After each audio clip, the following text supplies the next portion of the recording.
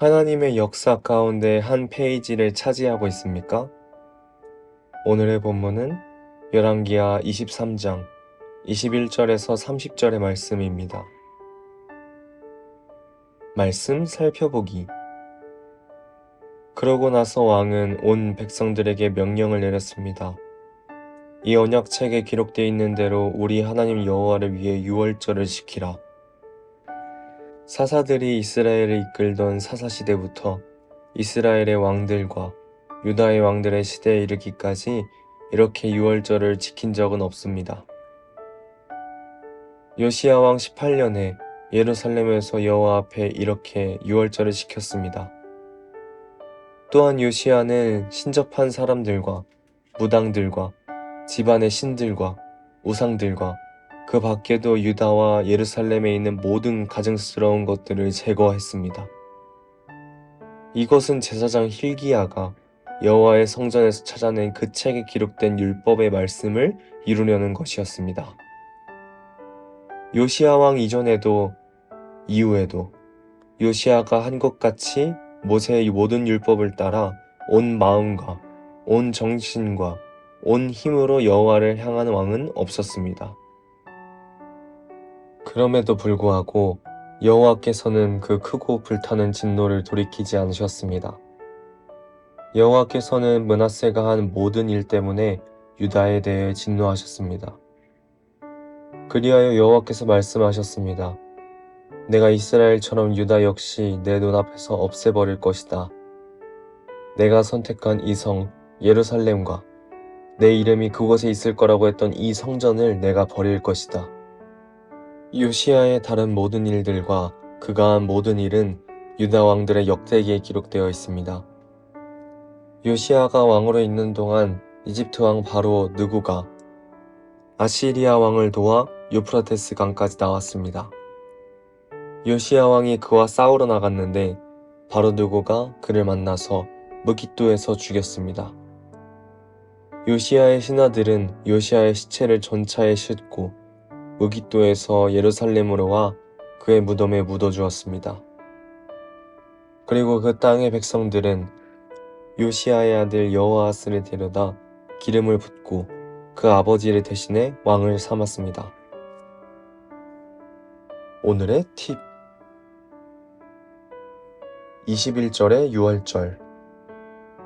하나님이 이스라엘 백성을 구원하신 일을 기념하는 절기입니다.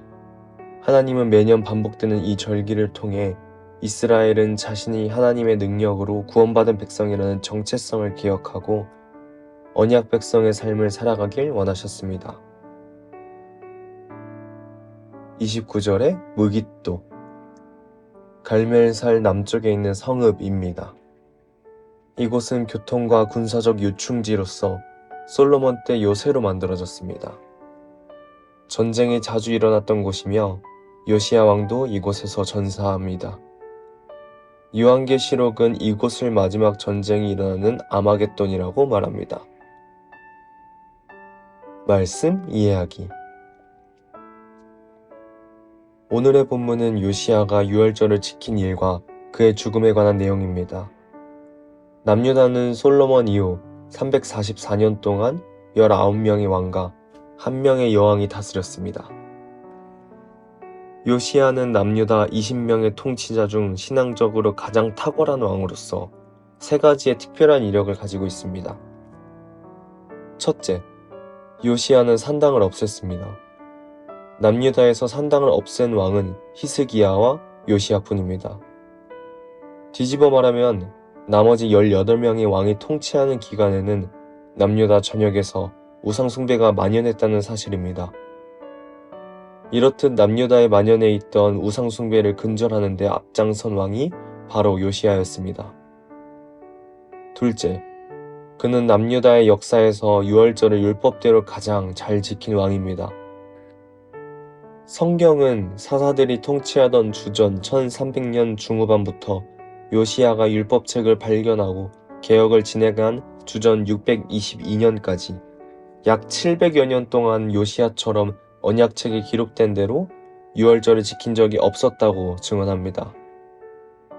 요시야가 언약에 따라 유월절을 지킨 일은 하나님과 이스라엘의 관계와 언약 백성의 정체성에 합당한 모습을 회복하려고 하는 시도입니다. 셋째, 요시야는 모세의 율법에 따라 온 마음과 온 정신과 온 힘으로 여호와께 향했는데 이 일은 율법의 핵심 내용인 쉐마의 말씀에 순종한 것입니다. 이러한 요시야의 순종은 남유다 역사에서 전무후무한 일입니다. 요시야는 산당을 없애고 역사상 최고의 유월절을 지켰으며 하나님의 율법을 가장 잘 지킨 신앙의 삼관왕을 차지한 왕이지만 결국 무깃도에서 싸우다 전사합니다. 이러한 결말은 남유다 최고의 부흥이 허무하게 끝나고 요시야의 순종이 무의미했던 것처럼 보일 수 있습니다. 그러나 결단코 그렇지 않습니다. 하나님께서는 이사야, 예레미야, 에스겔 등 많은 예언자를 통해 비록 나라는 멸망하지만 그 일을 통해 나라를 회복할 것임을 말씀하셨습니다. 그리고 그 하나님의 계획대로 나라가 몰락하고 있습니다. 이때 하나님은 요시야의 순종과 부흥을 통해 새롭게 세워질 하나님 나라의 일군을 준비하신 것입니다. 요시야는 순종을 통해 하나님께서 써내려가는 역사의 한 페이지를 멋지게 장식했고 하나님께서 정하신 타이밍, 즉 자신의 사명을 마쳤을 때 퇴장했습니다. 우리 그리스도인은 우리를 부르신 하나님의 소망을 발견해야 합니다. 그리고 요시야의 순종을 배워야 합니다. 우리 눈에 보이지 않지만 하나님은 지금도 섭리 가운데 모든 민족을 구원하실 계획을 이루어가고 계십니다. 비록 우리의 시대에 하나님의 놀라운 부흥을 보지 못할지라도 하나님의 부르심에 순종함으로 요시야 왕처럼 우리는 하나님 역사의 한 페이지를 차지해야 합니다. 말씀 따라 살아가기. 구원받은 당신을 향한 하나님의 사명은 무엇입니까? 잘 모르겠다면 사명을 깨닫게 해달라고 기도해보세요.